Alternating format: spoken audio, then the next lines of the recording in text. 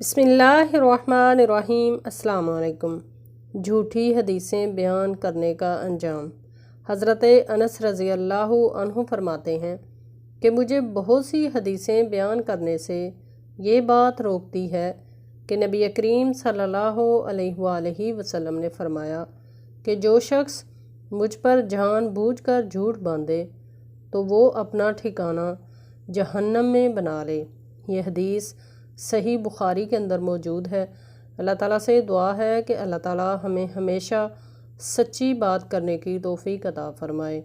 حضرت ابو ہریرہ رضی اللہ عنہ سے روایت ہے کہ رسول اللہ صلی اللہ علیہ وآلہ وسلم نے فرمایا کہ اپنی اولاد کا میرے نام کے اوپر نام رکھو مگر میری کنیت اختیار نہ کرو، اور جس شخص نے مجھے خواب میں دیکھا تو بلا شبہ اس نے مجھے دیکھا، کیونکہ شیطان میری صورت میں نہیں آ سکتا، اور جو شخص مجھ پر جان بوجھ کر جھوٹ بولے وہ دوزخ میں اپنا ٹھکانہ تلاش کرے۔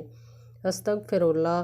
اللہ تعالیٰ سے دعا ہے کہ اللہ تعالیٰ ہمیشہ سچ بولنے کی توفیق عطا فرمائے، اور ہمیں اللہ تعالیٰ جھوٹ جیسی لعنت سے ہمیشہ ہمیشہ کے لیے بچا کر رکھے، اور اللہ تعالیٰ دین پر اپنی زندگی گزارنے کی توفیق عطا فرمائے۔ آمین یا رب۔